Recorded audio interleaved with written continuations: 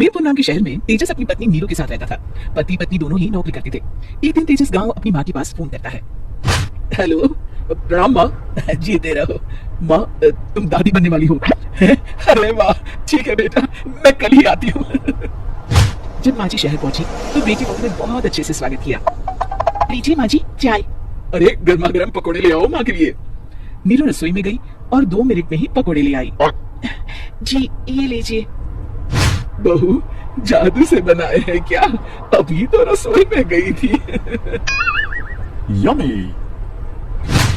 माँ जी, शीला रसोई में पकौड़े तल रही है, मैं बस लेकर आई। हे भगवान, मेरा धर्म भ्रष्ट कर दिया तूने। अब तो गंगा जल से शुद्धिकरण करना होगा। दूसरे दिन, माँ जी मैंने नाश्ता बना दिया है, ऑफिस जा रही हूँ। पर अभी तो घर का सारा काम पड़ा है। शीला आती ही होगी, झाड़ू पोछा बर्तन कपड़े वो सब कर लेगी। हमारे जमाने में घर का सारा काम हम ही करते थे। जी माँ जी, आप बहुत होशियार हैं, मैं घर ऑफिस दोनों नहीं संभाल पाती। तो जरूरत क्या है घर से बाहर जाकर चाकरी करने की? वैसे भी घर का काम खुद करने से घर में बरकत आती है, समझी? पर माँ जी। पर वारा कुछ नहीं, इस महीने की पगार मिले फिर ऑफिस बंद। हाँ। रात को नीरू तेजस से कहती है, सुनिए जी, माँ जी बोल रही थी कि मैं नौकरी छोड़ दूं। वैसे ठीक ही तो है, अभी तुम्हें आराम की जरूरत है। फिर भी आराम कहाँ, शीला को छुड़ाने के लिए बोल रही थी। तो अब 24 घंटे में इतना काम तो कर ही सकती हो। पर जॉब पसंद है मुझे, घर पर मन नहीं लगेगा। अगले दिन जब दोनों ऑफिस के लिए निकल रहे थे, मेरी तो कोई कीमत ही नहीं है इस घर में। माँ जी आजकल महंगाई बहुत है, रहन सहन भी बदल गया है, दोनों नौकरी करते हैं तभी ठीक रहता है। अच्छा, तू कहना क्या चाहती है? मेरा बेटा तुझे बिठा के खिला नहीं सकता? तू ही इस घर का खर्च चला रही है, हैं? नहीं माँ जी, मेरा वो मतलब नहीं था। मतलब खूब समझती हूँ, ये बाल धूप में सफेद नहीं किए मैंने। हाँ। अब तो ये रोज का काम हो गया था। तेजस भी रोज की झिकझिक से परेशान हो गया था। एक दिन उसने कहा, नीरू, वैसे भी तुम्हें मैटरनिटी लीव मिलने वाली है, तो अभी से ही छुट्टी ले लो। पर क्या, मेरी सैलरी अच्छी खासी है। आखिर नीरू ने रिजाइन कर दिया। जब बच्चा हुआ तो घर में सब बहुत खुश हुए। कुछ दिनों बाद तेजस फाइल देख रहा था। क्या हुआ तेजस, कुछ परेशान लग रहे हो? अब हाँ, वो हमारी जितनी सेविंग्स थी वो तो हॉस्पिटल में और छठी के फंक्शन में खत्म हो गई है नीरू।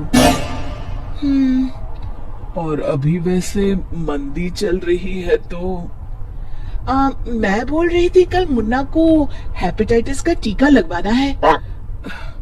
नीरू, क्या पोस्टपोन नहीं कर सकते? नहीं जी, बिल्कुल नहीं। अब तेजस को समझ में आ रहा था कि उससे गलती हुई है। पैसों की कमी का असर घर के माहौल पर भी पड़ रहा था। अगले दिन, बेटा मेरा चश्मा और ये दवाइयाँ ले आना। पर्चा देते हुए माँ जी ने कहा। जी। तेजस, मुन्ना के लिए दूध का डिब्बा और डायपर भी ले आना, और ये किराने के सामान की लिस्ट है, इसे भी लाना है। तेजस गुस्से में लिस्ट मरोड़ कर फेंकता है और चिल्लाता है, पैसे क्या पेड़ पर उगते हैं? ये ले आना, वो ले आना। अरे पर ये जरूरत का सामान ही है। वो गुस्से में बिना कुछ कहे ऑफिस चला गया। अरे लंच तो ले जाइए। नीरू दौड़ कर डिब्बा पकड़ाती है। एक दिन खाना खाने के बाद, नीरू, अब तो मुन्ना कुछ बड़ा हो गया, तो अब तुम वापस ज्वाइन कर लो ना जॉब। पर इस रिसेशन में जॉब मिलना बहुत मुश्किल है। ट्राई तो करो। फिर मुन्ना? माँ जी है ना, और एक फुल टाइम मेड भी लगा लेंगे। पर माँ जी, उन्हें तो पसंद नहीं।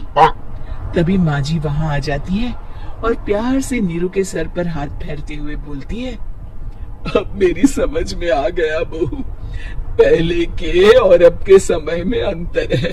तुम काम शुरू करो, मुन्ना की जिम्मेदारी मेरी। मेरी प्यारी माँ जी।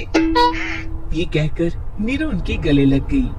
शिक्षा, परिवर्तन संसार का नियम है, हमें भी समय के साथ चलना चाहिए। उम्मीद है कि आपको हमारी ये कहानी पसंद आई होगी। कृपया हमारे चैनल को सब्सक्राइब करें और सभी अपडेट्स के लिए बेल आइकन जरूर क्लिक करें। और हाँ, वीडियो लाइक और शेयर करना मत भूलिएगा। Bye bye.